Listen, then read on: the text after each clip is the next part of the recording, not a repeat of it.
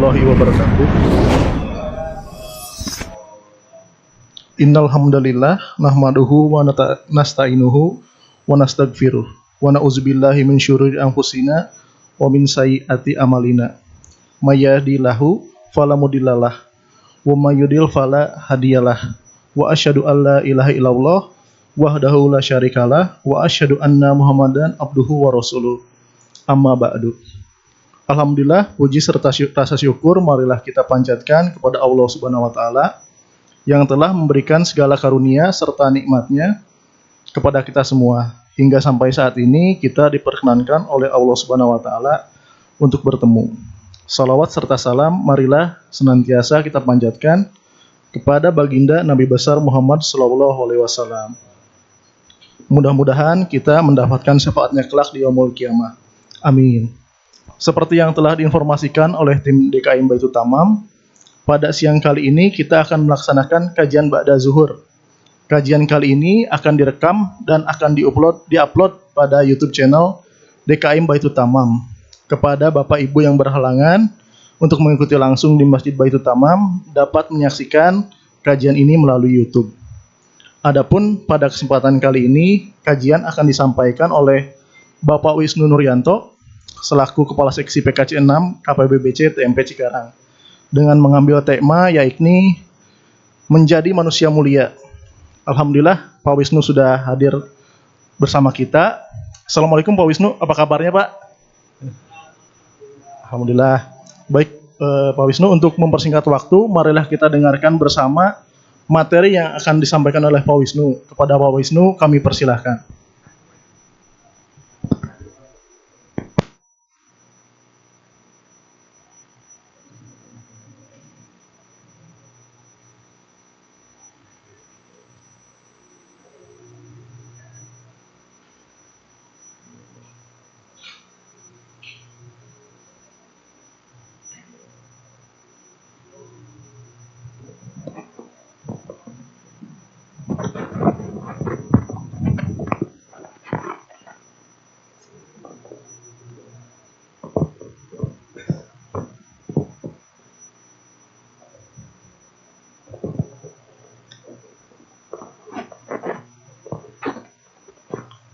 Baik. Bismillahirrahmanirrahim. Assalamualaikum warahmatullahi wabarakatuh. Alhamdulillahirabbil alamin. Wassalatu wassalamu ala asrofil anbiya'il mursalin Sayyidina Muhammadin wa ala alihi wa sahbihi ajmain. Asyhadu an la ilaha illallah wa asyhadu anna Muhammadan abduhu wa rasuluh la nabiyya ba'dah. Alhamdulillah, kita terus bersyukur kepada Allah atas segala nikmat yang telah kita terima. Nikmat iman, nikmat Islam, nikmat rahmat dari Allah, sehingga Allah memberikan keringanan bagi kita untuk berada di masjid ini. Nikmat petunjuk dari Allah sehingga kita bisa berada di sini, sehingga kita bisa berada di sini untuk terus berada dalam ketaatan kepada Allah. Salawat serta salam semoga tercurah kepada uswah kita, qudwah kita, baginda Rasulullah Muhammad sallallahu alaihi wasallam, kepada keluarganya dan umatnya hingga akhir zaman. Alhamdulillah, semoga kita semua terus diberikan petunjuk hidayah hingga akhir hidup kita, terus berada dalam ketaatan, terus berada dalam ketakwaan.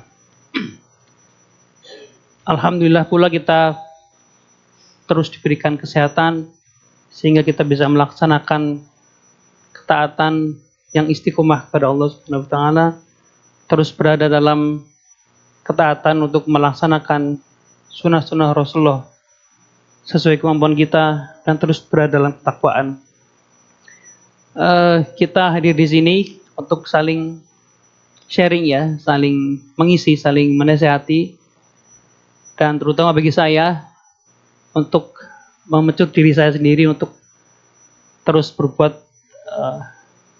kebaikan, terus berada dalam ketaatan, dan kita terus memohon kepada Allah petunjuk, hidayah, rahmat dan berkah darinya agar kita bisa hidup sukses di dunia, sukses dan selamat di dunia dan di akhirat, hingga kita nanti menjadikan akhir hidup kita menjadi akhir yang husnul khotimah, akhir yang mutmainnah, sehingga kita dipanggil ya ayuhan nafsul mutmainnah irji'i ila rabbiki radiyatan mardiyah fadkhuli fi ibadi wadkhuli jannati. Itulah cita-cita tertinggi kita, masuk surga bersama. Baik, sedikit sharing ya dari saya pribadi. Ini mengingatkan diri saya pribadi, keluarga saya dan kita semua, bahwa kita manusia itu punya potensi, bahwa manusia itu punya keistimewaan. Di samping keistimewaan kita juga punya kelemahan, punya kekurangan yang harus kita sadari itu. Di sini kita sering belajar bagaimana kita menjadi manusia yang mulia. Di sini saya sitir Al-Quran, Al-Hujr ayat 13, Inna akramakum indallahi atqakum. Sesungguhnya paling mulia di antara kamu adalah di sisi Allah ialah orang yang paling bertakwa. Di sini tersirat jelas bahwa menjadi mulia adalah menjadi bertakwa. Nanti kita bahas lebih lanjut. Kemudian ada hadis, khairukum man ta'allamal Qur'an wa 'allamah. Sebaik-baik kalian adalah orang yang belajar Al-Quran dan mengajarkannya. Karena sumber kebaikan, sumber kemuliaan adalah Al-Quran. Dan Rasulullah juga mengingatkan bahwa sebaik-baik manusia, khairukum anfa'uhum linnas. Sebaik-baik manusia adalah yang paling bermanfaat bagi manusia. Sebelum kita lanjut, kita sambil nonton film dulu, hiburan di siang hari, supaya tidak ngantuk ya. Tapi speakernya nggak nyambung ya? Gak ada Pak Stasi.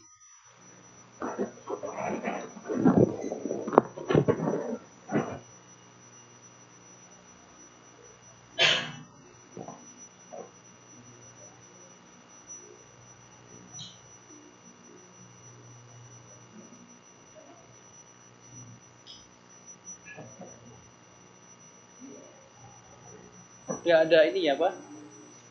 Lupa saya minta audionya.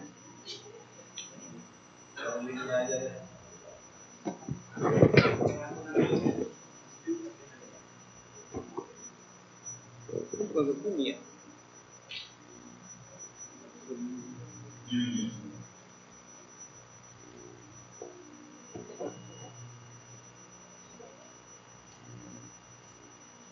Pak tadi ada audionya nggak Pak tadi?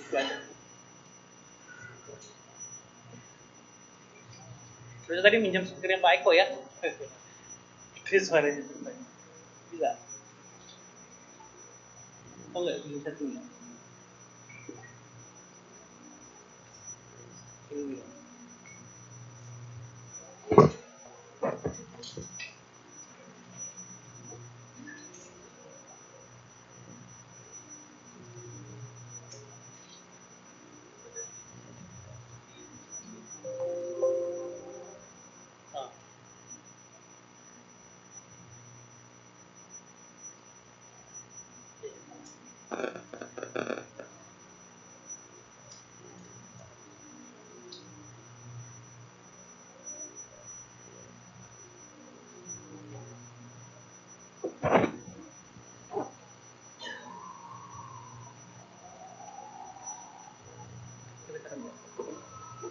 Speakernya.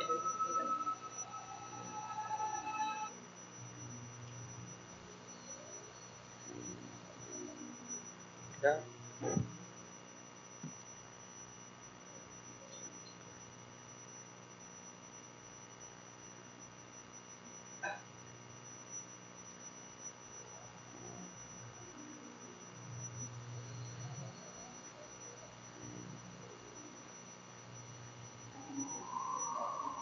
Baik, karena ini filmnya 3 jam, ya, kita cepetin ya. Nanti kita sampai sore kalau di sini.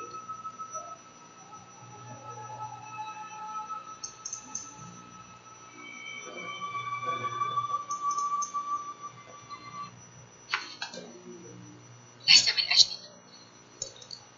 أشفق على أبيك.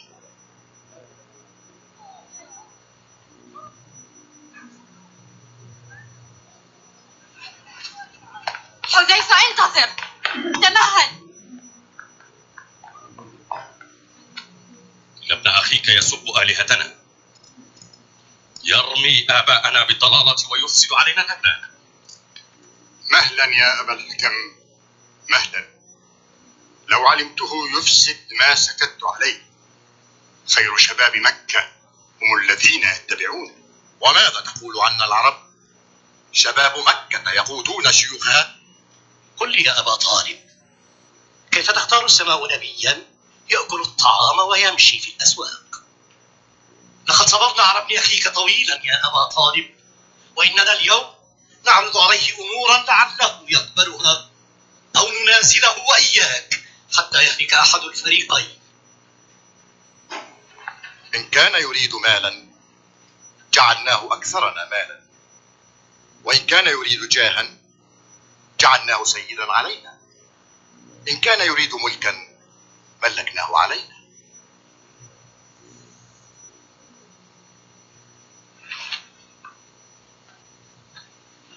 إن أراد السلطان أعطيناه مفاتيح الكعبة.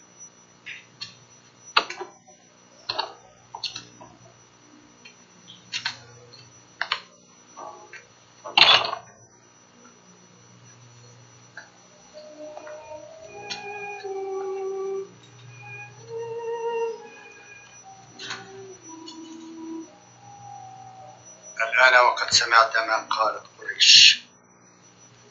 يا ابن أخي يا محمد، أرى أن تبقي علي وعلى نفسك، ولا تحملني في شيخوختي من الأمر ما لا أطيق.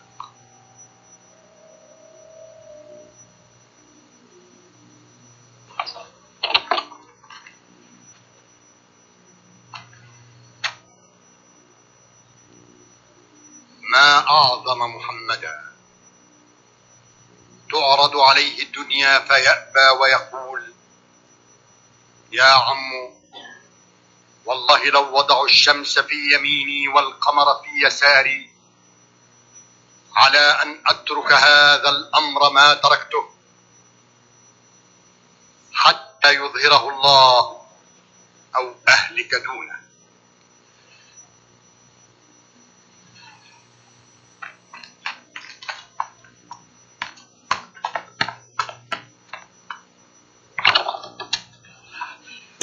لقد أوحي إلى رسول الله أن يجهر بدعوته، سنخرج هاتفين بالحق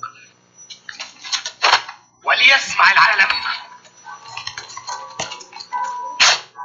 لا إله إلا الله، ولا نعبد إلا إياه، مخلصين له الدين ولو كره الكافرون. الله أكبر، الله أكبر، لا إله إلا الله، محمد رسول الله. بسم الله نجهر بدعوتنا، بسم الله نخرج من الظلمات إلى النور. الله أكبر، الله أكبر، لا إله إلا الله، محمد رسول الله. الله أكبر، الله أكبر، لا إله إلا الله، محمد رسول الله. الله أكبر.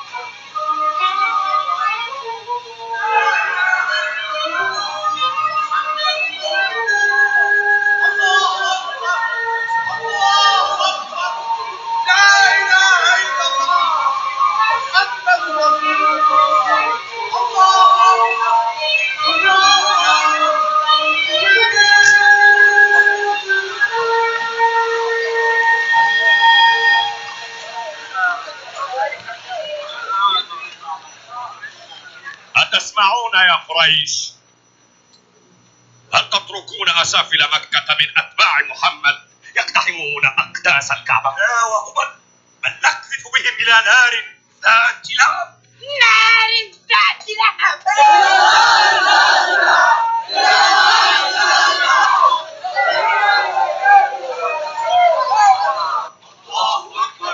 الله أكبر لا إله إلا الله محمد رسول الله.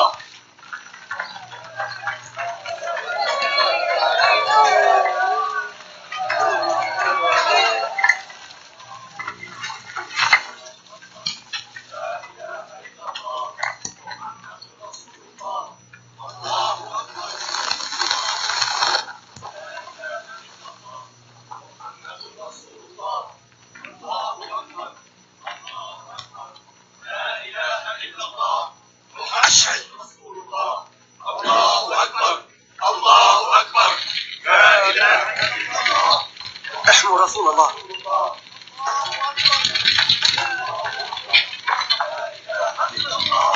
محمد رسول الله.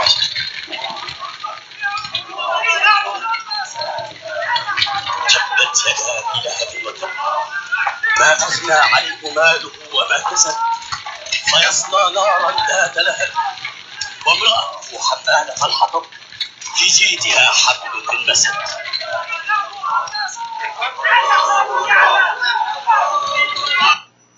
Cukup ya.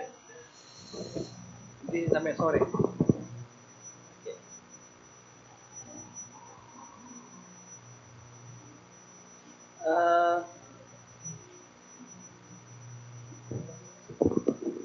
Baik, tadi cuplikan dari film The Message. Mungkin yang sudah pernah nonton, jadi reminder. Belum? Silakan diteruskan nanti di rumah. Di YouTube ada full movie-nya dari YouTube ini. Terus intinya dari tadi adalah kita melihat teladan kita, teladan dalam segala hal ya.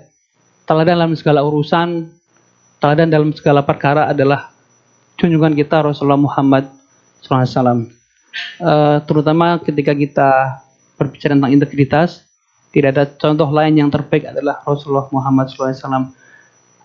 Tadi di cuplikan tadi ya, di banyak riwayat hadisnya juga ada, kemudian di sirah juga ada bagaimana Rasulullah istilahnya ya kalau bahasa kita disuap ya, hentikan dakwahmu, apapun yang kamu inginkan akan kita kabulkan. Tadi pembicaraan antara para pembesar Quraisy, abu-abu semua di situ, Abu Lahab, Abu Jahal, Abu Sufyan dan yang lain-lain. Mereka mengadu kepada Abu Thalib supaya pamannya itu berbicara kepada ponakannya Rasulullah Muhammad SAW untuk menghentikan dakwahnya. Jadi peristiwa itu menurut sirah itu terjadi sekitar tahun ke-5 atau tahun ke-6 nubuwah. Setelah Rasulullah mendapat wahyu pertama, itu 5 tahun atau 6 tahun setelahnya terjadi percakapan seperti itu, bahwa para pembesar Quraisy mulai resah mengenai kemajuan dakwah Rasulullah ini. Kalau di scene sebelumnya kita lihat bagaimana mereka mengintimidasi dari yang paling lemah, ya, dari para budak, kemudian para orang tua disiksa dan sebagainya. Itu terjadi di 5 tahun pertama dakwah Rasulullah. Nah, itu terjadi dakwah ini kan di periode Makkah itu kan sampai 13 tahun ya, diintimidasi seperti itu sampai dengan tahun ke-13-nya hijrah pindah ke Madinah. Nah, di sini kita lihat dari Rasulullah tadi oleh salah satu pembesar, kalau pengen berkuasa kita serahkan apapun yang Rasulullah inginkan, dari mulai undang-undang, dari mulai sultan kunci-kunci Mekah, kemudian dari mulai malan ya, harta, bahkan diangkat sebagai raja. Dan ketika itu diterima Rasulullah, maka Rasulullah akan menjadi orang yang paling kaya di situ, orang yang paling berkuasa di situ, orang yang paling menjadi raja di situ. Dan mereka bersedia untuk memberikan semua itu kepada Rasulullah asal Rasulullah tidak meneruskan dakwahnya. Kalau kita lihat fenomena sekarang ini ya, banyak orang misalnya mendirikan partai, kemudian selalu menjadi pimpinan partai, berebut menjadi pimpinan partai, kemudian berebut menjadi eksekutif setelah dapat menteri atau presiden misalnya, ya seolah partai itu hanya menjadi kendaraannya dia. Tidak ada tidak ada eh, tidak ada manfaat lain dari partai kecuali bagi dia sendiri. Kalau kita Rasulullah sendiri, kita lihat zaman di kekinian ini ya, Rasulullah kalau kata orang-orang Rasulullah, kamu tuh mau apa? Sudah mau apa lagi? Jangan teruskan dakwahmu. Kita berikan semua apa yang kamu mau. Harta semua, bahkan kekuasaan, bahkan kerajaan. Kalau kita bandingkan dengan orang-orang yang sekarang ini, itu kan melebihi apa yang didapat sekarang ya. Menteri kan hanya sekedar menteri 5 tahun selesai. Kalau dikasih kerajaan seperti itu kan sampai selamanya, sampai Rasul meninggal misalnya. Tapi itu kan hanya sekedar dunia, hanya sementara, hanya sesaat dibanding dengan janji Allah berupa surga misalnya, yang nikmatnya selamanya, yang begitu banyak kenikmatan yang akan kita dapat kita di surga nanti. Kalau orang berpikiran, kalau Rasul berpikiran pragmatis, berpikiran dunia ya tentu akan diterima. Buat apa lagi saya mengumpulkan massa begitu banyak, kemudian diintimidasi terus menerus, bahkan terus sampai akhir hayatnya harus berperang ya. Kalau kita lihat Rasul sebelumnya ya, kan tidak ada yang berperang secara langsung. Nabi Musa, bahkan Lut sekalipun tidak disuruh memerangi kaum yang memerangi mereka. Tapi Rasulullah langsung turun tangan berperang di berbagai medan perang, kemudian memimpin langsung perang. Bahkan kalau di menurut riwayat hampir tiap 2 bulan itu Rasul perang ya, sampai dengan akhir hayatnya. Kita bayangkan ya, kita sama saja masih teringat susahnya, apalagi ini hampir tiap 2 bulan perang. Bahkan perang pertama, perang Badar itu tidak diingatkan untuk perang, tetapi langsung Allah menguji setiap muslim di situ, sehingga hanya turun di lapangan perang hanya 300 orang. Nah, itu menjadi ujian terberat bagi umat Islam. Makanya ini menjadi contoh integritas bagi kita. Kalau yang terakhir kemarin yang kita lihat di berita mengenai hakim yang menerima suap, bahkan ada oknum mantan pegawai MA yang di rumahnya digeledah kedapatan hampir 1 triliun, ya itu selama 10 tahun itu tidak seberapa dengan yang ditawarkan oleh pembesar Quraisy ini, ya kan? Tapi Rasulullah tidak mau, bahkan sampai akhir hayatnya pun hidup dalam kekurangan untuk memberi contoh kepada kita semua bahwa bagaimana menjadi hidup yang seadanya, yang betul-betul bergantung pada Allah. Itulah contoh teladan kita dalam hal integritas yang real, sehingga kita umat Islam punya kiblat bagaimana seharusnya berintegritas. Kita lanjut.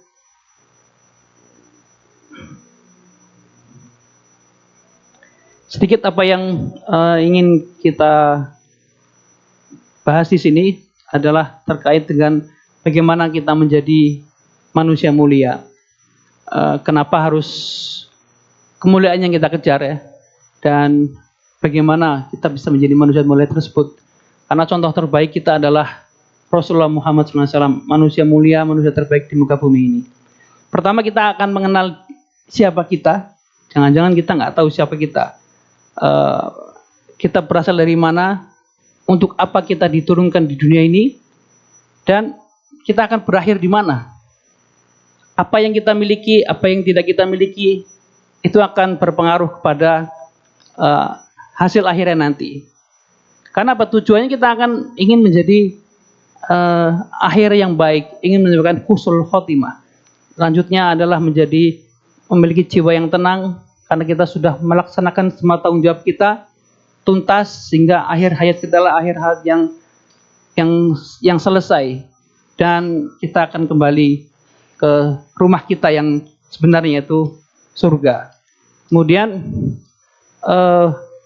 setelah kita mengenal diri kita, kita akan menjadikan diri kita itu menjadi bagaimana kita menjadi mulia dan bagaimana caranya. Kita akan diskusi kita akan bahas di berikutnya. Siapa manusia itu?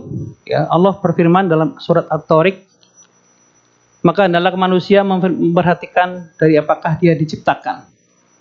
Dia diciptakan dari air yang dipancarkan, yang keluar dari antara tulang sulbi laki-laki dan tulang dada perempuan. Dan manusia diciptakan dari saripati tanah, ya.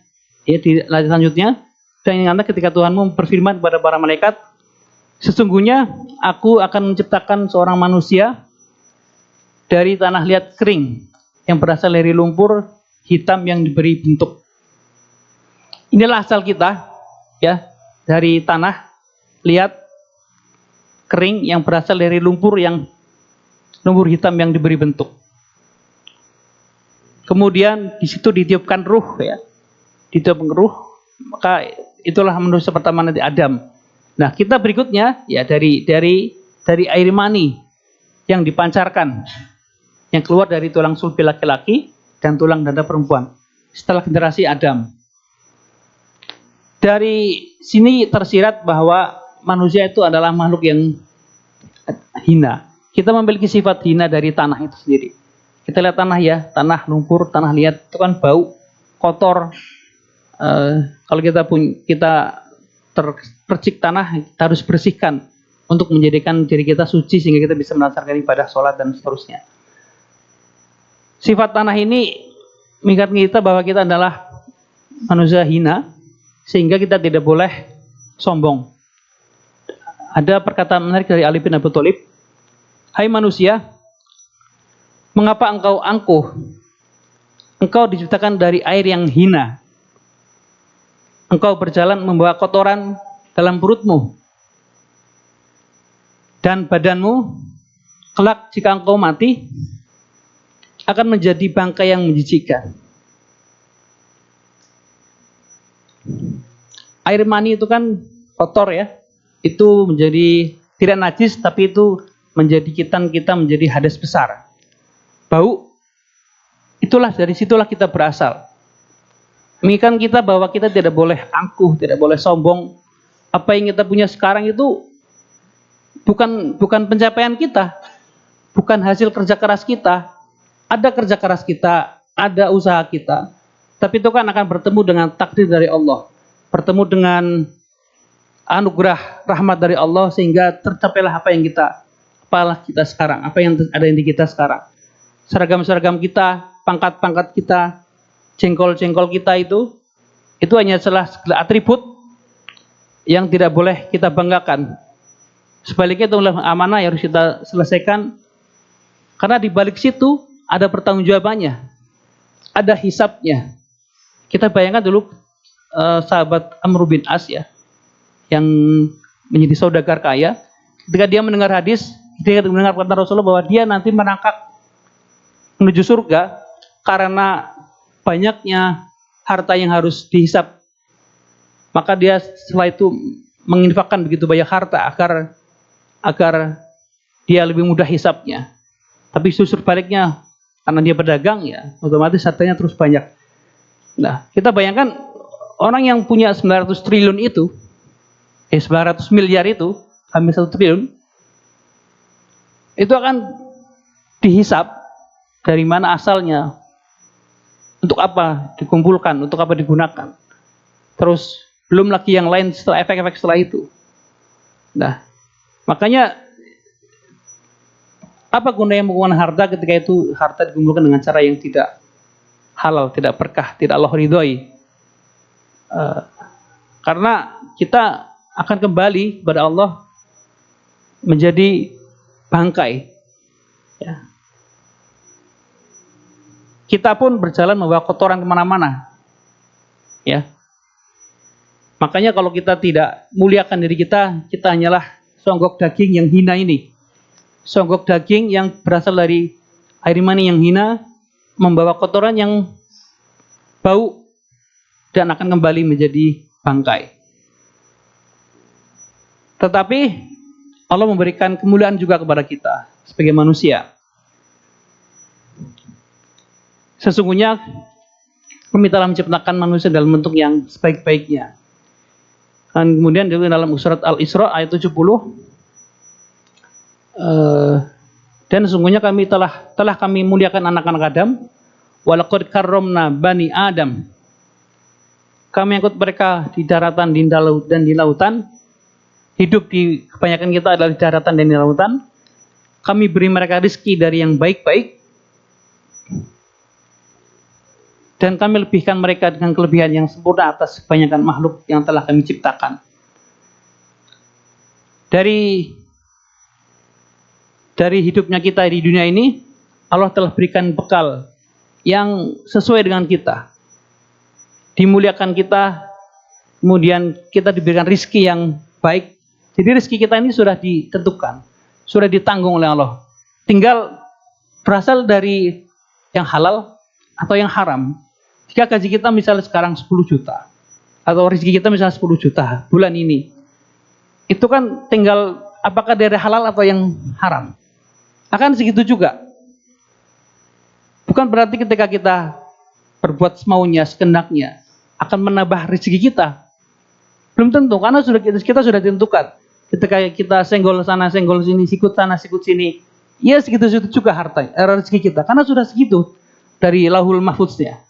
Jadi tidak perlu kita risau menambah sana menambah sini dengan berbagai hal, bahkan ada yang mungkin tidak diberkahi oleh Allah.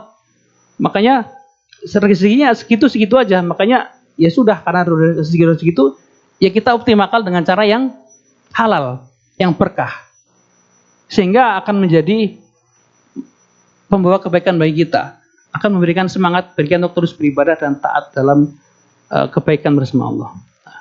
Makanya itu sudah menjadi ketetapan dari Allah. Kita sudah beri rezeki, ya sudah. Usahakan sehalal mungkin, usahakan agar rezeki itu, harta yang kita punya, membawa kita kepada ketaatan kepada Allah, bukan sebaliknya. Dan kita juga diberikan kelebihan yang sempurna atas kebanyakan makhluk yang lain. Kalau kita lihat seolah-olah, ya kalau kita lihat di game itu, kalau kita main game, kita sebagai first personnya, sebagai POV-nya kita, yang lain-lain itu ada di game itu kan ada manusia-manusia, ada hewan dan sebagainya. Di dunia pun begitu. Kita manusia adalah yang utama ya, yang diturunkan oleh di dunia ini sebagai khalifah, sebagai pemimpin, sebagai wakil Allah di muka bumi ini, ya. Yang lain-lain Allah tundukkan untuk kita semua, ya. Kita lihat hewan-hewan, ya. Kalau bisa kita pelihara, bisa kita kendalikan, bisa kita manfaatkan untuk berbagai keperluan apapun, termasuk untuk konsumsi kita. Tumbuhan, bahkan lautan, udara sekalipun, Allah tundukkan dengan teknologi yang Allah berikan kepada kita. Allah ilhamkan kepada kita, sehingga kita bisa membuat berbagai teknologi untuk mengarungi dunia ini, mengarungi bumi ini. Jadi Allah berikan bumi ini semua untuk kita laksanakan, untuk kita manfaatkan menjadi apa? Menjadi khalifah tadi, kita makmurkan wakil Allah di bumi ini, dan untuk sarana kita beribadah kepada Allah. Itulah manusia punya sifat hina tadi, sifat kotor tadi, dan juga manusia punya sifat mulia. Jadi ada dua sifat itu dalam diri kita. Tinggal bagaimana kita nanti mengelolanya, mana yang lebih dominan, mana yang lebih kita utamakan. Manusia atau bashar ya, kalau ini menurut yang ngitung-ngitung ini misalnya Ustadz Hadi Hidayat misalnya, saya dapat dari beliau ini. Al-Quran, dalam Al-Quran Allah menyebut manusia dengan berbagai istilah. Ada Bani Adam, salah satu contohnya tadi ya, surat Al-Isra ada 7 kali, Al-Insan 65 kali, An-Nas 241 kali, Al-Ins 18 kali, dan Bashar sebanyak 30 kali. Kita fokus ke Bashar. Bashar artinya manusia yang memiliki dua sifat berlawanan, ya. Ada baik, ada buruk. Ini yang ada dalam diri manusia. Kalau malaikat hanya punya ketakwaan, hanya punya ketaatan. Sebaliknya jin, ya walaupun ada jin muslim juga kan, kalau dalam surat Az-Zariyat manusia dan jin diciptakan untuk beribadah. Inna khalaqnal insana wal jinna illa untuk tidak aku ciptakan jin dan manusia kecuali untuk beribadah kepadaku. Ya, tetapi kita manusia ya punya dua sifat yang Allah berikan kepada kita. Baik dan buruk. Takwa dan nafsu jahat. Nafsu ya, nafsu ini ya kalau kita kendalikan akan menjadi kebaikan. Makan ya, kita makan ini perlu nafsu. Ya, kita bayangkan ya kalau kita lagi sakit, lagi tidak enak badan, kita nggak nafsu makan. Padahal makan itu kan perlu untuk energi kita, untuk tubuh kita.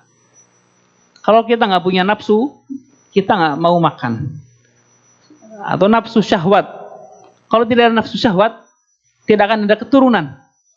Ya, sama kalau kita punya hewan peliharaan kucing misalnya, yang kita kebiri, itu tidak punya, dia tidak bisa kawin sehingga tidak bisa berketurunan untuk mengendalikan populasi kucing. Nah, kita pun sebaliknya, kita pun sama. Kalau kita tidak punya nafsu syahwat, tertarik pada lawan jenis, ya, tentu tidak akan berketurunan, tidak akan ada rumah tangga, keluarga dan seterusnya, tidak akan masyarakat dan manusia punah. Tapi sebaliknya, nafsu kalau tidak dikontrol, ya, akan ada obesitas, akan ada perzinahan dan sebagainya. Makanya nafsu ini yang buruk adalah nafsu jahat. Yang baik adalah nafsu yang untuk kebaikan. Dalam surat Yusuf disebutkan seperti itu. Makanya bagaimana kita pandai-pandai mengelola nafsu ini. Karena nafsu juga penting dalam kondisi kita. Makanya Allah berikan dua potensi ini. Dua hal penting ini. Takwa dan wataqwaha wal fujur. Kejelekan.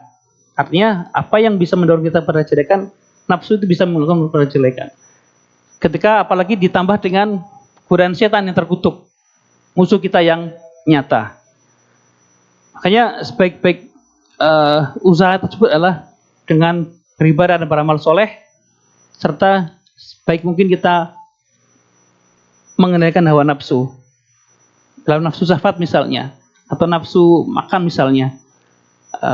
Salah satu contoh Islam dalam mensucikan jiwa adalah apa? Puasa. Ya, puasa itu akan mengontrol gejolak libido dan mengontrol nafsu makan. Kalau ya kita lihat selama ini ya orang yang mungkin mohon maaf ya merokok ketika puasa bisa menghentikan rokoknya. Ya, tetapi artinya bisa sebenarnya mengendalikan nafsu itu dengan perintah Allah dengan imbalan pahala. Ya, ada siklusnya seperti itu. Jadi tidak hanya sekedar perintah, tapi juga ada rewardnya, ada punishmentnya, sehingga kita akan termotivasi untuk melaksanakan ibadah tersebut. Karena nilai ibadah ketika kita dua hal ya, ikhlas karena Allah, ya. Nah, kalau kita puasa hanya untuk diet atau untuk ngirit, ya tentu tidak akan berpahala dan itu juga menjadi ibadah. Tapi kita puasa karena perintah Allah, ya, Senin, Kamis dan seterusnya, dan apalagi satu lagi sesuai syariat dari subuh sampai maghrib, ya, tentu itu menjadi sesuai syariat dan meninggalkan hal yang dilarang itu akan menjadi nilai ibadah sehingga menjadi pahala yang akan menjadi imbalan bagi kita nanti di akhirat. Lanjut kepada siapa kita sebenarnya. Ya, tadi kita punya unsur bumi, ya, kita tercipta dari tanah dan unsur langit. Ya, dari di zaman dari Adam atau ketika kita di perut ibu kita masing-masing, Allah tiupkan ruh. Ketika umur 40 hari ya, 40 hari itu 4 bulan. Itu tiupkan ruh. Ada unsur ruh dari Allah. Ruh ini sudah suci, sudah muslim. Dalam surat Al-A'raf ayat 172 kan, alastu birabbikum qalu bala syahidina. Makanya setiap ruh kita ini awalnya ketika diciptakan adalah suci, sudah muslim pada saat itu, pada saat ketika kita ditiupkan ke dalam rahim ibu-ibu kita. Makanya ini menjadi unsur kesucian kita, unsur kebersihan kita. kita sudah muslim, kita sudah ditiupkan dalam ruh. Nah, ketika keluar kandungan, ya itu kembali kepada takdir kita. Orang tua kita siapa? Walaupun secara itulah fitrah kita, fitrah muslim, fitrah Islam. Kita sudah menyembah Allah ketika ruh kita tercipta. Dan unsur bumi, unsur jasad kita ini yang akan berawal dari tanah, kemudian generasi kita setelah Adam Adam adalah berasal dari air mani yang akan kembali ke bumi ketika nanti dikubur. Berdasarkan fungsinya, ya, kita ini terdiri dari hati. Hati bukan hati organ, ya. Hati adalah perasaan. Ini abstrak sifatnya. Hati itu sesuai namanya, qalb. Artinya bolak-balik. Naik turun. Sifatnya naik turun dia, tergantung kondisi. Makanya sebaik-baik hati adalah dikondisikan dalam lingkungan yang positif. Bersama lingkungan yang soleh, orang-orang yang soleh, dekat dengan ilmu dan seterusnya, sehingga akan menjadi positif seterusnya. Ada hati untuk kita merasakan nurani, untuk kita merasakan baik buruk dan sebagainya. Kemudian ada akal untuk kita berpikir dan ilmu, untuk kita berpikir, ya, kita menggunakan akal kita untuk berpikir tentang apapun, tentang alam semesta dan sebagainya. Dan ini akan menjadi ilmu atau kita perlu ilmu. Allah memberikan apa istilahnya, memberikan asupan kepada akal ini berupa ilmu, berupa pengetahuan dan jasad. Jasad ini adalah tubuh kita semuanya yang berasal dari air mani tadi, yang dengan kuasa Allah, ya, dari air mani kemudian terus berkembang menjadi segumpal darah, segumpal daging, kemudian Allah tiupkan ruh di situ, kemudian dari situ kita berkembang terus menjadi yang seperti sekarang ini, kecil, besar, terus dan seterusnya, sehingga siklus hidup kita nanti terlewati menjadi kembali lagi kepada tanah, dan ruh kita kembali Allah angkat nanti ke alam barzah dan alam akhirat. Nah, dari sini, ya, yang membedakan kita dengan hewan apa? 1 dan 2, ya. Hewan tidak punya hati. Walaupun organ hati ada, yang sering kita makan, ada hati ayam, ada hati sapi. Tapi dia tidak bisa merasakan. Nah, kalau kita lihat yang punya hewan peliharaan atau hewan peliharaan atau hewan pet atau hewan ternak, ya, ya dia tidak bisa menangis, dia tidak bisa tertawa, nggak ada emosi. Temannya jatuh sakit atau dipotong, dia diam saja, tidak bisa protes dan sebagainya. Dia tidak punya akal untuk berpikir. Dari dulu kandang burung, sarang burungnya seperti itu. Beda dengan kita punya akal. Dulu tinggal di tenda, kemudian rumah dari kayu dan seterusnya sampai sekarang bisa membangun gedung bertingkat. Itu perkembangan akal yang Allah berikan kuasa kepada kita manusia, yang memberikan ilham, yang diberikan ilmu sehingga kita bisa berpikir, oh, tenda itu tidak permanen dan seterusnya, hingga kita bisa membangun gedung tinggi bertingkat dan berbagai prasarana lainnya. Itu adalah anugerah Allah kepada akal yang tidak dimiliki oleh hewan apapun, oleh makhluk apapun selain manusia. Makanya kalau ada yang berpikir ada imajinasi, ada makhluk lain di planet lain, selama tidak tercantum dalam Al-Quran, berarti tidak ada. Karena sumber kebenaran kita, inspirasi ilmu kita adalah Al-Quran. Jadi tidak perlu kita membuat semacam antisipasi ada alien datang dan sebagainya. Itu kan imajinasi yang tapi kalau untuk mengeksplor semesta alam, ya nggak apa-apa. Kita belajar di alam dan dari apapun yang ada di sekitar kita. Sepanjang tidak tercantum dalam Al-Quran berarti tidak ada. Itu keyakinan kita sebagai seorang Muslim. Jasad, semua makhluk punya jasad. Semua makhluk hidup, hewan punya jasad. Jasad. Nah, yang membedakan jasad kita dengan mereka adalah kita gunakan jasad kita untuk apa tadi? Untuk beribadah. Ya, kucing dan sebagainya tidak bisa beribadah kepada Allah. Karena memang tidak punya kemampuan itu. Dia tidak berpikir, dia tidak bisa berpikir Tuhan di mana, siapa Tuhan, kenapa harus menyembah Tuhan dan sebagainya. Dia tidak bisa menggunakan jasadnya untuk beribadah. Memang bukan fungsinya dia. Fungsinya ada di kita manusia. Dan ya kalau bisa dipandang ya mereka hanya supporting kita. Supporting sistem, ekosistem yang Allah ciptakan untuk kita agar kita bisa melaksanakan misi kita di dunia. Beribadah dan menjadi khalifah, memakmurkan bumi ini, ya. Kita bayangkan ya, ada laut Allah ciptakan, gelar laut. Agar apa kita bisa menggunakan di situ kita bisa berlayar di atas kapal menuju Mekah misalnya untuk ibadah haji. Menunaikan rukun Islam yang kelima. Atau Allah berikan ilham kepada kita sehingga kita bisa membuat pesawat ya. Dan kita bisa terbang ke sana lebih cepat untuk ibadah haji di Mekah. Kita bayangkan zaman dulu belum ada pesawat, orang harus berbulan-bulan ke sana. Kemudian ketika ada pesawat, itu kan ada produk dari akal yang digunakan oleh jasad untuk melaksanakan ibadah terbaiknya pada Allah. Jadi itulah mengapa Allah ciptakan semuanya itu agar kita bisa gunakan misi kita dengan sebaik-baik mungkin. Makanya diingatkan di sini tujuan hidup manusia itu yaitu tadi ibadah. Dari Ibnu Taimiyah, arti ibadah adalah segala sesuatu yang dicintai dan diridhoi oleh Allah, baik berupa perkataan maupun perbuatan, baik yang batin maupun yang zahir. Kalau Muhammadiyah bilang ibadah adalah melaksanakan segala perintahnya dan menjauhi segala larangannya, ya, semacam itu. Intinya ibadah adalah semua hal yang kita berikan kepada Allah untuk Allah dengan cara Allah, ya, bukan dengan cara kita. Sehingga Allah ridho apa yang kita lakukan.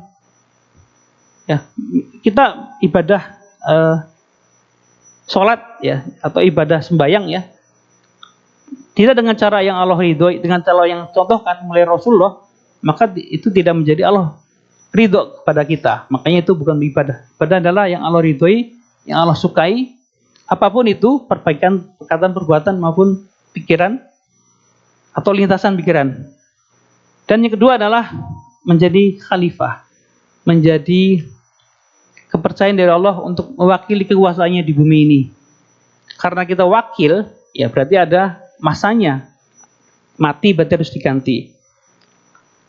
Kalau Ustadz tadi bilang, khalifah itu salah satu ciri adalah saling mengganti. Jadi misi kita ini di dunia ini semacam membuat pengganti-pengganti kita yang lebih baik dari kita. Kan kalau dibilang pemimpin yang baik adalah orang yang mampu menciptakan pemimpin yang lebih baik daripada dia. Nah, begitupun kekhalifahan seperti itu. Dan satu lagi ciri khalifah adalah manfaat. Sebesar-besar manfaat. Makanya ada hadis khairukum anfa'uhum lin nas. Itulah manusia yang terbaik dan menjadi endingnya adalah manusia yang mulia. Bermanfaat ketika dia bermanfaat maka dia sukses menjadi khalifah. Dia berhasil menciptakan khalifah-khalifah lain yang lebih baik daripada dia. Kemudian dia bisa juga bermanfaat pada alam semesta. Makanya kalau ada yang bilang ibadah adalah mengatur hubungan kita dengan Allah, dan khalifah ini mengatur hubungan kita dengan sesama manusia. Ada konteks situ muamalah ya, hubungan sama manusia. Ada dan kerja-kerja lain yang bersifat sosial. Termasuk di sini muamalah. Islam punya konsep tentang ekonomi. Islam punya konsep tentang distribusi penerimaan, distribusi kesejahteraan, berupa zakat dan sebagainya. Sehingga Islam sudah lengkap semuanya, menyediakan berbagai hal yang bisa kita gunakan untuk melaksanakan misi ini, misi ibadah dan khalifah. Di sini ya, sebagai manusia, kita ingat sebagai manusia punya unsur tanah dan punya unsur roh. Allah berikan kita potensi pendengaran, kita bisa mendengar, penglihatan dan hati dalam konteks yang seutuhnya. Ya, beda dengan hewan ya. Hewan punya telinga, dia punya kemampuan mendengar. Tetapi beda dengan kita. Kemampuan mendengar kita adalah kemampuan mendengar untuk dalam konteks ketaatan kepada Allah, dalam konteks ibadah kepada Allah. Kita melihat, ya, kita mendengar sesuatu, kita mendengar ayat Al-Quran yang tidak bisa didengar oleh makhluk lain selain manusia. Kemudian, maksudnya hewan dan sebagainya. Kemudian kita bisa melihat yang kita bisa gunakan untuk menambah keimanan kita dalam konteks dan hati, ya, tadi dalam konteks tadi fungsi tadi untuk berpikir, untuk menjadikan tambah ilmu kita, dan dari hati ini kita bisa merasakan mana yang baik dan mana yang buruk. Maka kata Rasulullah, ketika kita tidak tahu mana yang baik atau buruk, maka bertanyalah kepada hatimu, bertanyalah kepada nuranimu. Ya. Ya. Kita bahas tentang fitrah. Lanjutan dari mengenal diri kita adalah kita punya fitrah. Kita punya fitrah itu kalau dibilang asasi. Setiap manusia punya hal ini, tidak terkecuali, tanpa terkecuali Allah anugerahkan setiap manusia fitrah. Pertama adalah fitrah bertuhan. Alastu bi rabbikum qalu bala syahidina. Kita sudah, sebelum ditiupkan ruh kepada ibu kita sudah muslim. Makanya ketika orang tua kita muslim, ya, keluar lahir diazankan, kemudian dididik dengan cara Islam dan seterusnya, kita belajar Al-Quran, hadis dan seterusnya, maka otomatis kita sudah muslim, tidak perlu lagi memperbarui keislaman kita. Beda dengan saudara-saudara kita yang kebetulan lahir dengan orang tua yang bukan muslim. Makanya dia sudah tercampur akidah selain Islam, sehingga dia masuk Islam, dia harus memperbarui keislamannya dengan bersyahadat, dengan ikrar. Kemudian secara negara dia harus membuat semacam sertifikat dan sebagainya. Nah, untuk hubungan dia dengan negara, tapi hubungan dengan Allah cukup bersyahadat. Itulah fitrah manusia. Kita semua sudah diambil syahadahnya, sudah diambil kesaksiannya, sudah diambil perjanjian kita dengan Allah bahwa kita sudah berikrar bahwa Allah Tuhan kita dan Rasul adalah utusan Allah. Kemudian fitrah kedua adalah cenderung pada kebaikan. Ya. Penipu sekalipun dia tidak ingin ditipu. Ya.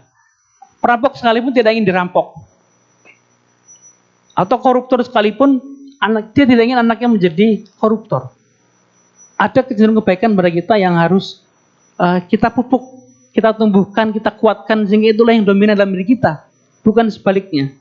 Maka ini ada dalam diri kita, dan Allah berikan ini sehingga berharap agar tumbuh, dipupuk dengan, apalagi dengan kita memeluk Islam, dengan belajar dan seterusnya, akan menjadi tumbuh kuat dan mendominasi setiap langkah aktivitas kita. Kemudian yang ketiga adalah kehormatan. Setiap diri kita, ya, setiap diri kita tadi dia diberikan potensi tadi, diberikan berbagai bekal yang Allah berikan pada kita. Ada unsur akal tadi, hati, jasad itu, dan tubuh kita seutuhnya ini, itu kita jaga kehormatannya. Hormat itu dari bahasa Arab, ya, hormah, artinya akar katanya adalah haram. Makanya kenapa ada hukum haram dalam fikih?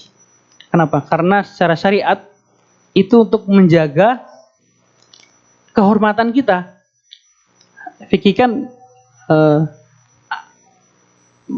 fungsinya menjaga akal, menjaga jasad, menjaga harta, dan sebagainya. Itu ada 5 fungsi fikih, 5 fungsi syariat. Fungsinya salah satunya adalah menjaga kehormatan ini. Kenapa ada hukum haram? Kenapa Allah haramkan makanan-makanan seperti babi, bangkai dan sebagainya, karena di situ ada keburukan. Ya mungkin sekarang kita belum tahu ya. Sebagai contoh misalnya pada babi ada cacing pita dan sebagainya. Allah haramkan itu. Walaupun ya, secara teknologi katanya sekarang sudah bisa menghilangkan cacing pita, bukan berarti babi tiba-tiba haram atau baca makan babi sambil baca basmalah misalnya. Bukan berarti seperti itu. Tapi karena Allah sudah tetapkan haram, maka itu menjadi haram selamanya. Siapapun yang berkata halal tidak dipedulikan. Termasuk kenapa mencuri itu haram? Ya, karena menghilangkan kehormatan pencurinya. Termasuk kenapa zina itu haram? Karena menghilangkan kehormatan pelakunya. Ya. Kenapa mencuri, korupsi dan sebagainya itu haram? Karena kehormatan pelakunya akan langsung hilang. Makanya Allah berikan hukum halal haram untuk menjaga kehormatan kita. Bukan berarti Allah banyak ngatur atau Islam banyak aturan. Tetapi untuk menjaga kita semua, ya. Termasuk misalnya dalam hal zina. Allah perintahnya adalah wala taqrabuz zina, menjaga, jangan dekati zina. Artinya kita harus membuat pagar jauh sebelum zina itu dilakukan. Misalnya apa? Menjaga hubungan dengan lawan jenis.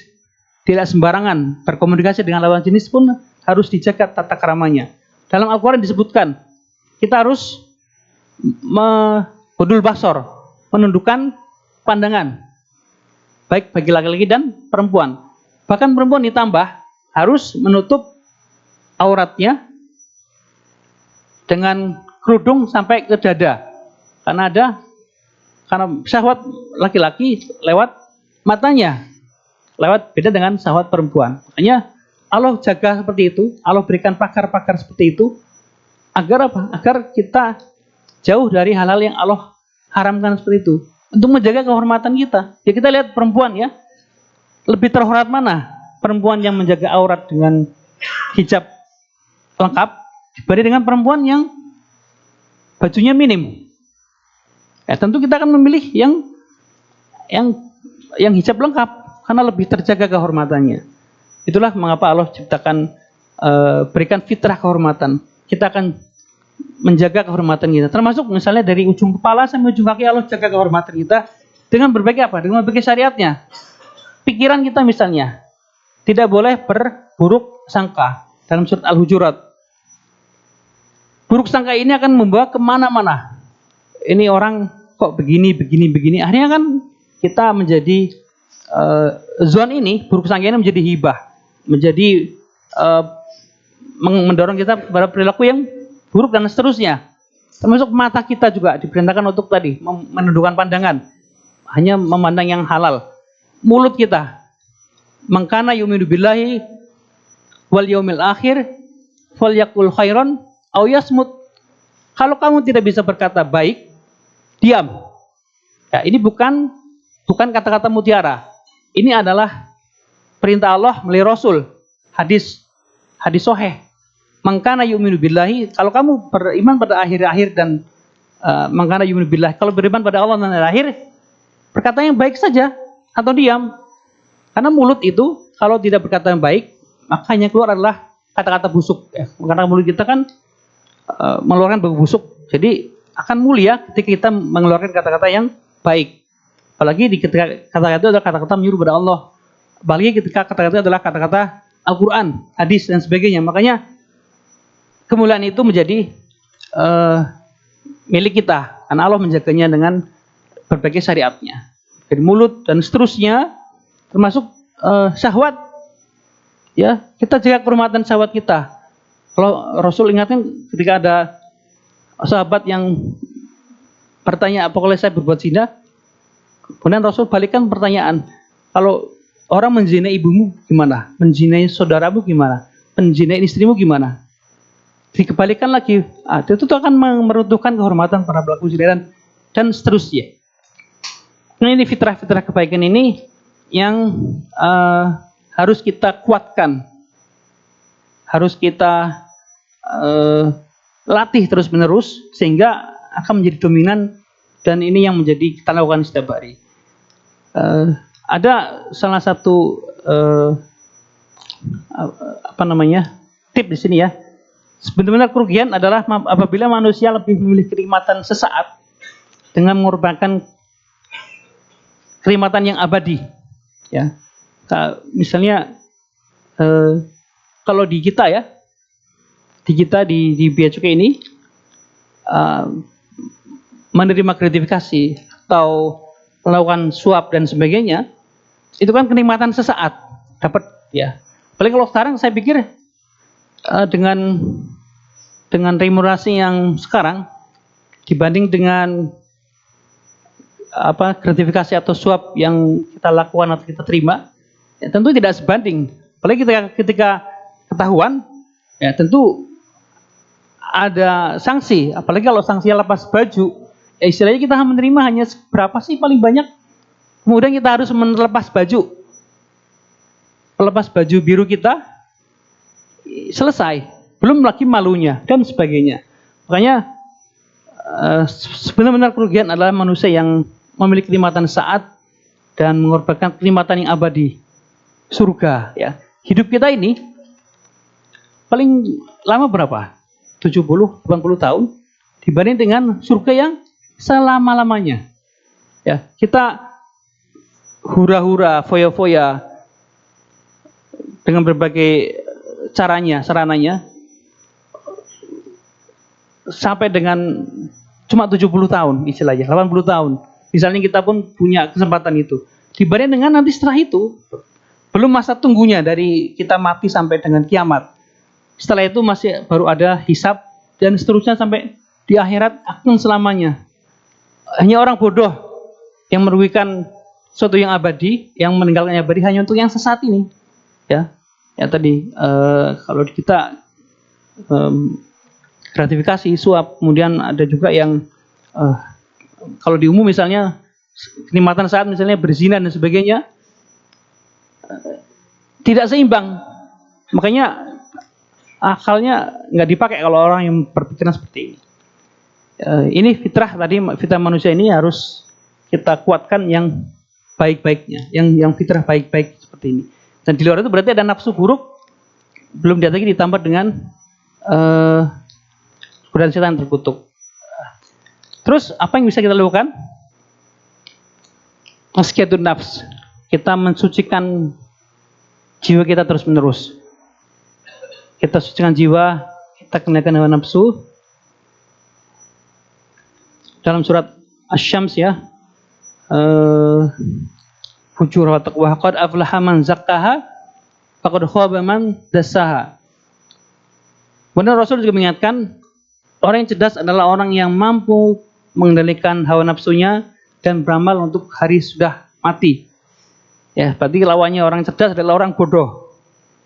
Berarti orang-orang yang masuk neraka adalah orang bodoh karena tidak bisa, minimal tidak bisa berhitung. Dia mengorbankan kenikmatan yang abadi dengan kenikmatan yang sesaat.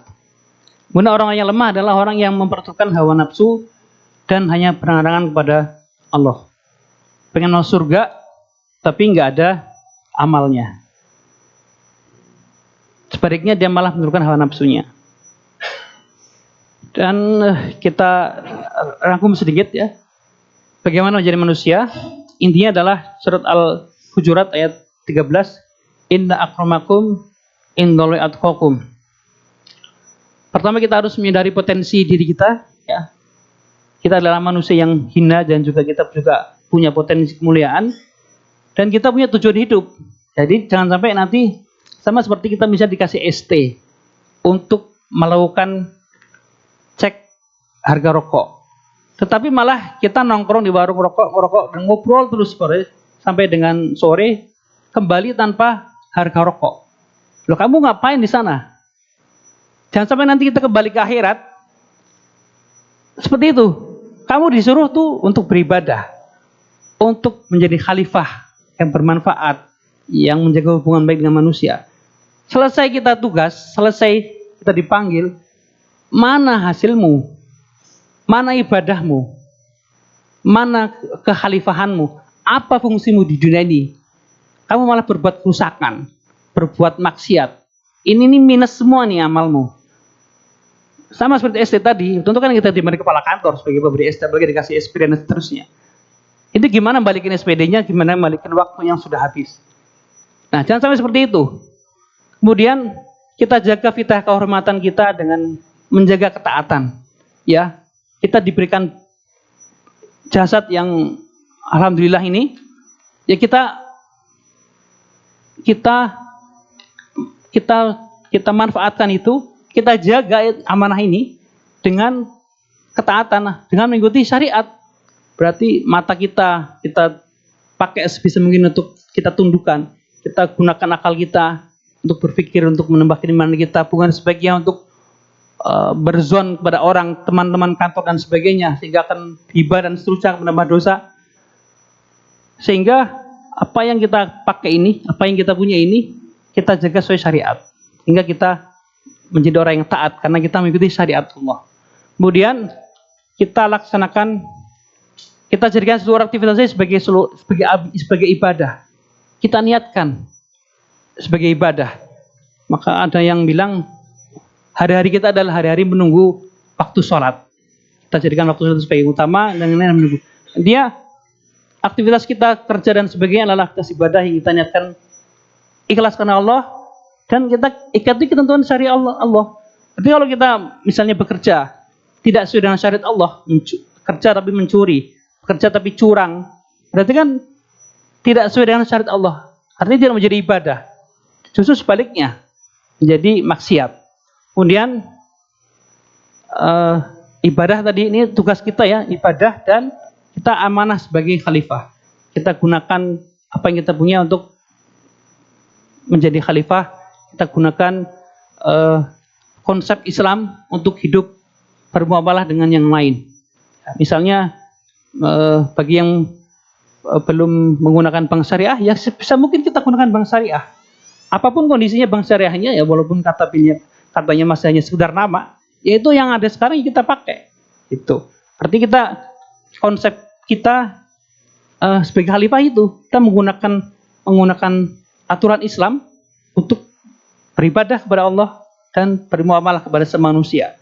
Ada bank Islam, ya, bank syariah, ada asuransi syariah juga dan sebagainya yang kita manfaatkan, sehingga akan menjadi lingkungan yang Islami yang akan mendukung kekhilafan kita sebagai manusia yang bermanfaat bagi alam semesta. Ya, Islam punya konsep, kita yang menghidupkan. Kalau bukan kita mau Islam, siapa lagi? Nanti hanya sekedar literatur saja itu konsep-konsep Islam. Ada bank syariah tapi hanya dalam buku. Ada asuransi syariah tapi hanya dalam jurnal. Ya, kita hidupkanlah semampu kita. Kemudian terakhir kita berusaha semampu mungkin mengendalikan hawa nafsu dengan cara apa? Ikuti syariat Islam. Ya, kalau kita bujangan atau bujangan lokal, ketemu istri seminggu sekali, apalagi nanti kalau keluar kota dan sebagainya, ya bisa mungkin kita perbanyak ibadah, puasa dan sebagainya, sehingga akan terkendali hawa nafsunya. Dan kita yang termasuk yang belum nikah, segeralah menikah.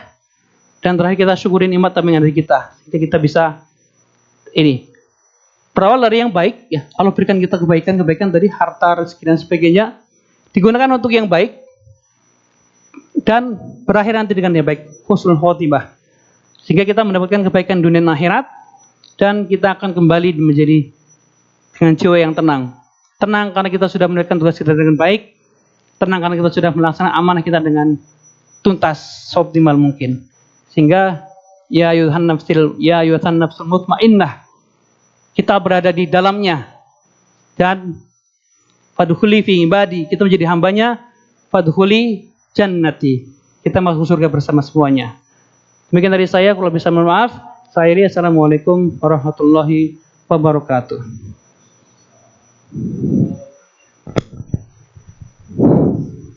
Terima kasih Pak Wisnu atas penyampaian materinya. Izin saya highlight sedikit Pak atas materi yang disampaikan tadi, yaitu mengenai menjadi manusia yang mulia. Tentunya kita sebagai umat muslim harus selalu meneladani Rasulullah SAW melaksanakan ibadah, memberikan manfaat dan dapat mengendalikan hawa nafsu. Berikutnya kami buka sesi tanya jawab untuk Bapak dan Ibu yang ada di masjid, kami persilahkan. Nggak usah aja kali. Saya bukan Ustadz Sukarnya. Siapa Wisnu? Dengan ditutupnya sesi tanya jawab. Siap. Bila tidak ada yang ditanyakan dan ini, maka kami tutup. Terima kasih kepada Pak Wisnu Nuryanto yang telah memberikan kajian dan berbagi ilmu yang tentunya sangat bermanfaat bagi kita semua. Dan terima kasih juga untuk kehadiran Bapak dan Ibu di masjid siang ini. Semoga apa yang telah disampaikan dapat memberikan manfaat untuk kehidupan kita semua. Saya selaku MC izin undur diri dan mohon maaf jika terdapat hal yang kurang berkenan dalam membawa acara kajian kali ini. Izinkan kami tutup dengan doa kifarah majelis bersama-sama. Subhanakallahumma wa bihamdika asyhadu an la ilaha illa anta astaghfiruka wa atubu ilaik. Wassalamualaikum warahmatullahi wabarakatuh.